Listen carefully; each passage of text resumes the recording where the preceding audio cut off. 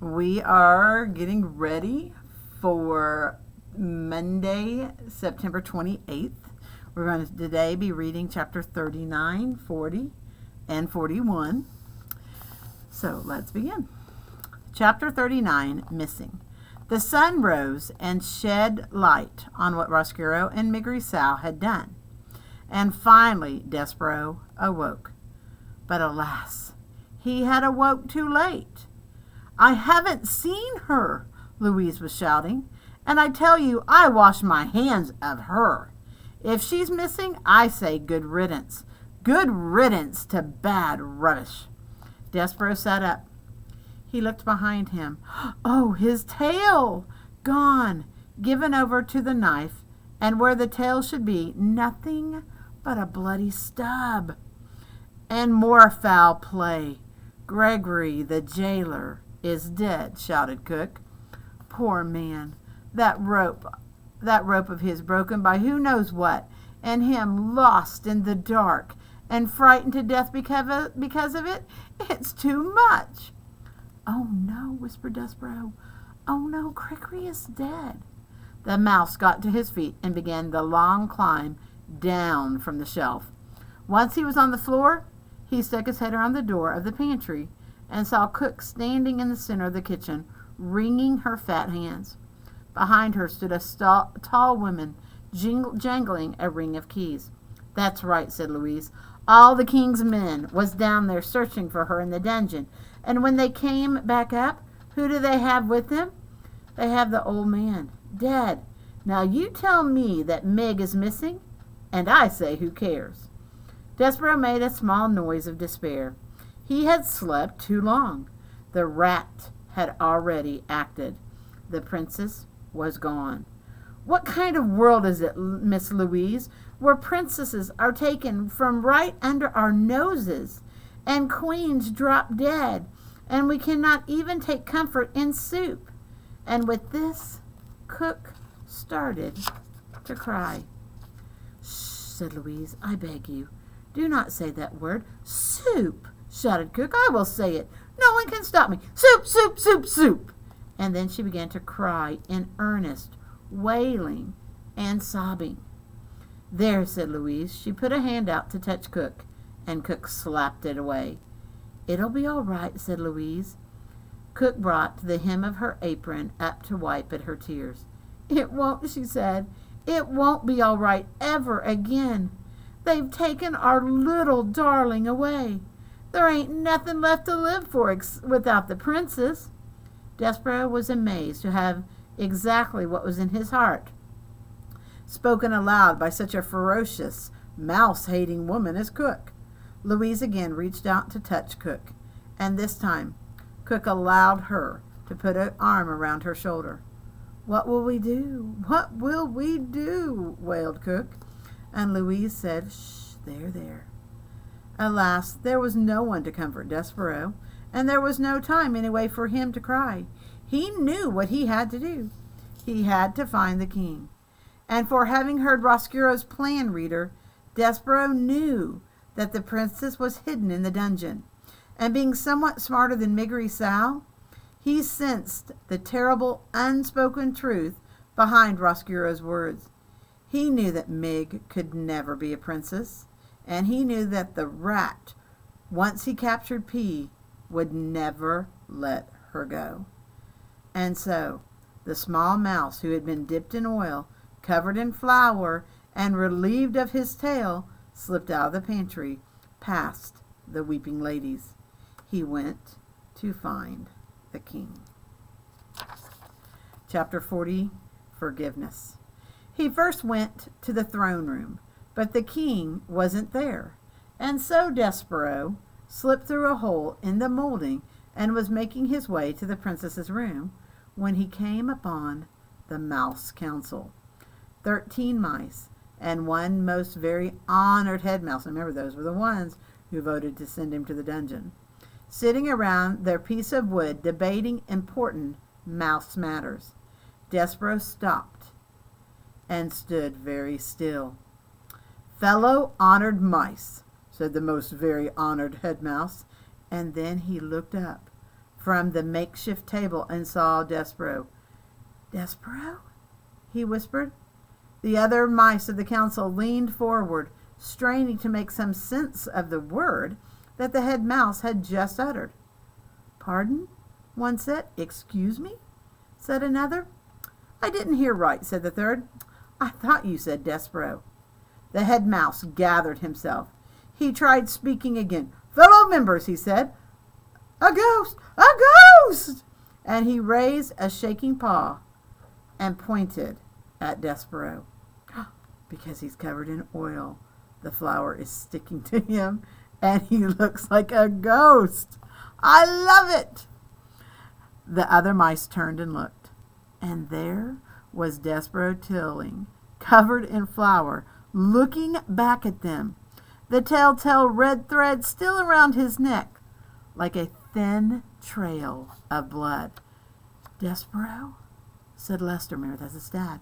"Son, you have come back."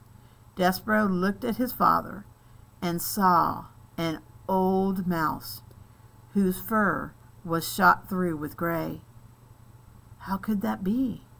Despereaux had been gone only a few days, but his father seemed to have aged many years in his absence. That makes me think that his father is showing regret about sending Despereaux to the dungeon. I hope that's the case. I hope he tries to redeem himself.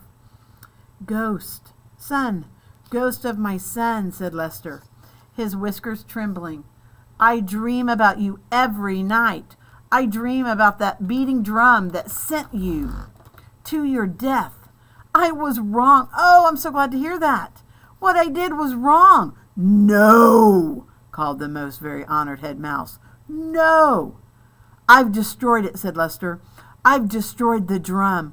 Will you forgive me?" He clasped his front paws together and looked at his son. "No!" shouted the head mouse again. "Do not ask the ghost to forgive you. Lester, you did as you should. You did what was best for the mouse community." Lester ignored the head mouse. "Son," he said, "please." Despereaux looked at his father, at his gray-streaked fur and trembling whiskers, and his front paws clasped together in front of his heart, and he felt suddenly as if his own heart would break in two. His father looked so small, so sad. "Forgive me," said Lester again. Forgiveness, reader, is, I think, something very much like hope and love, a powerful, wonderful thing, and a ridiculous thing too. Isn't it ridiculous, after all, to think that a son could forgive his father for beating the drum that sent him to his death? Is it ridiculous to think that a mouse could ever forgive anyone for such perfidy? But still, here are the words Despereaux Ch39 spoke to his father. He said, "I forgive you, Pa." And he said those words because he sensed that it was the only way to save his own heart, to stop it from breaking in two. Despereaux, reader, spoke those words to save himself. And then he turned from his father and spoke to the whole mouse council. "You were wrong," he said, "all of you. You asked me to renounce my sins. I ask you to renounce yours. You wronged me. Repent." "Never," said the head mouse. Despereaux stood before the mouse council, and he realized that he was a different mouse than he had been the last time he faced them. He had been to the dungeon and back up out of it. He knew things they would never know. What they thought of him, he realized, did not matter. Not at all. And so, without saying another word, Despereaux turned and left the room. After he was gone, the head mouse slapped his trembling paw on the table. "Mice of the council," he said, "we've been paid a visit by a ghost who has told us to repent. We will now take a vote. All in favor of saying that this visit did not occur, vote aye. So what he's asking the Mouse Council is to pretend this never happened. Let's vote that this never happened. And from the members of the Mouse Council, there came a tiny but empathetic chorus of ayes. Only one mouse said nothing. That mouse was Despereaux's father, Lester Tilling, had turned his head away from the other members of the council. He was trying to hide his tears. He was crying, reader, because he had been forgiven. I can't wait. Chapter 41, The Tears of a King. Despereaux found the king in the Pease room, sitting on his daughter's bed, clutching the tapestry of her life to his chest. He was weeping, although weeping really is too small a word for the activity that the king had undertaken. Tears were cascading from his eyes. A small puddle had formed at his feet. I'm not exaggerating. The king, it seemed, was intent on crying himself a river. Now remember, he lost his wife, and now his daughter's missing. Reader, have you ever seen a king cry? When the powerful are made weak, when they are revealed to be human, to have hearts, their diminishment is nothing short of terrifying. You can be sure that Despereaux was terrified. Absolutely. But he spoke up anyway. Sir, the mouse said to the king, but the king did not hear him. And as Despereaux watched, King Philip dropped the tapestry and took his great golden crown from his lap and used it to beat himself on the chest over and over again. The king, as I have already mentioned, had several faults. He was nearsighted. He made ridiculous, unreasonable, difficult to enforce laws, and much in the way of Miggery Sow, he was not exactly the sharpest knife in the drawer. But there was one extraordinary, wonderful, admirable thing about the king. He was a man who was able and willing to love with the whole of his heart. And just as he had loved the queen with the whole of his heart, so too he loved his daughter with the whole of it. Even more than the whole, he loved the Princess P with every particle of his being, and she had been taken away from him. But what Despereaux had come to say to the king had to be said, so he tried again. "Excuse me," he said. He wasn't certain really how a mouse should address a king. Sir didn't seem to be a big enough word. Despereaux thought about it for a long moment. He cleared his throat. He spoke as loudly as he was capable of speaking. "Excuse me, most very honored head person." King Philip stopped beating his crown against his chest. He looked around the room. "Down here, most very honored head person," said Despereaux. The king, tears still falling from his eyes, looked at the floor. He squinted. "Is that a bug speaking to me?" he asked. "No," said Despereaux. "I am a mouse. We met before." "A mouse?" bellowed the king. "A mouse is but one step removed from a rat." "Sir," said Despereaux, "most very honored head person, please. You have to listen to me. This is important. I know where your daughter is." "You do?" said the king. He sniffed. He blew his nose in his royal cloak. "Where?" he said, as he bent over to look more closely at Despereaux. 1 tear, 2 tears, 3 enormous, king-size tears fell with an audible plop onto Despereaux's head and rolled down his back, washing away the white of the flower and revealing his own brown fur. "Sir, most very honored head person, sir," said Despereaux as he wiped the king's tears out of his own eyes. "She's in the dungeon." "Liar," said the king. He sat back up. "I knew it. All rodents are liars and thieves. She is not in the dungeon. My men have searched the dungeon." "But no one really knows the dungeon except the rats, sir. There are thousands of places where she could be hidden, and only the rats would know. Your men would never be able to find her if the rats didn't want her found." "Ah!" said the king, and he clapped his hands over his ears. "Do not speak to me of rats, what they know," he said. "Rats are illegal. Rats are against the law. There are no rats in my kingdom. They do not exist." "Sir, most very honored head person, that is not true.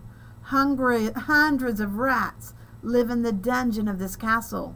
One of them has taken your daughter, and if you will send—" The king started humming. "I can't hear you," he stopped to shout. "I cannot hear you. And anyway, what you say is wrong, because you are a rodent, and therefore a liar." He started to hum again, and then he stopped and said, "I have hired fortune tellers and a magician. They are coming from a distant land. They will tell me where my beautiful daughter is. They will speak the truth. A mouse cannot speak the truth." "I'm telling you the truth," said Despereaux. "I promise." But the king would not listen. He sat with his hands over his ears. He hummed loudly. Big fat tears rolled down his face and fell to the floor. Despereaux sat and stared at him in dismay. What should he do now?